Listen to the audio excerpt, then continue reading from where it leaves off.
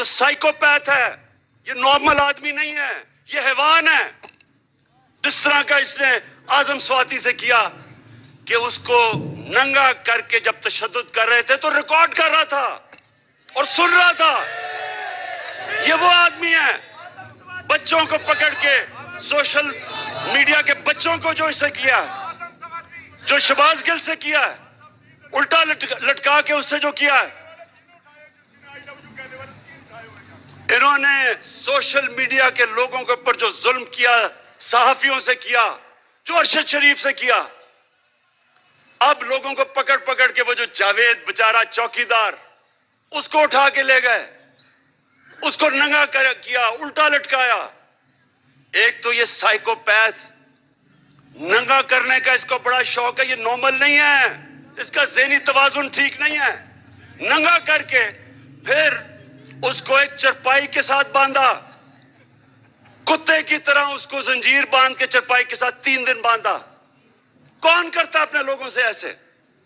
ادارے کو یہ بدنام کر رہا ہے اور یہ لوگوں نے میری حفاظت کرنی ہے.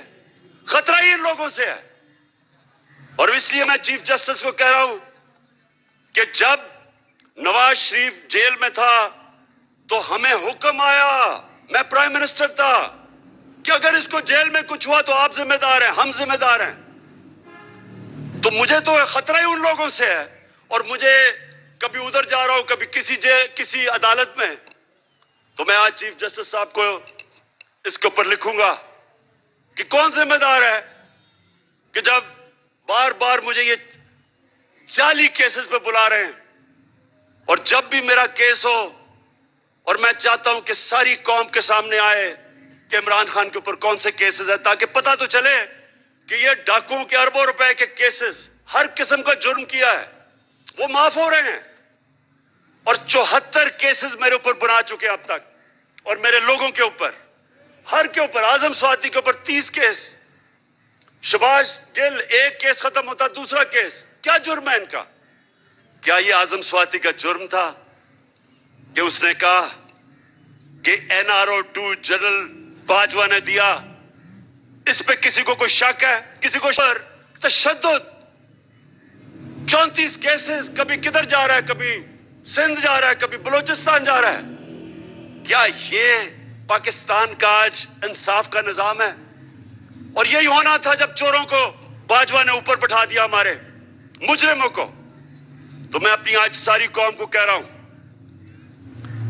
جو آگے جب تک میری قوم اس ظلم کا مقابلہ نہیں کرے گی، آگے آپ کے اور آپ کے بچوں کا مستقبل اندھیرے میں ہے.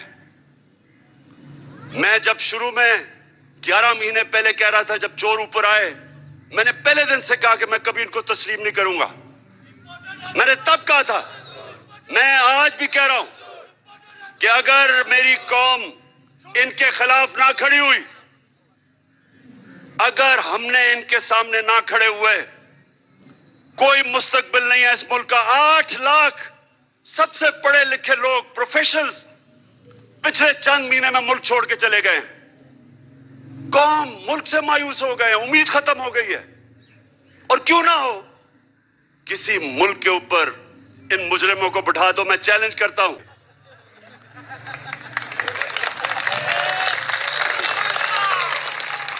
میں آخر میں سنیں، میں آپ سب کا آج میں آپ سب کو خراج تحسین پیش کرتا ہوں. میں آپ کے جذبے اور جنون کو سلام کرتا ہوں.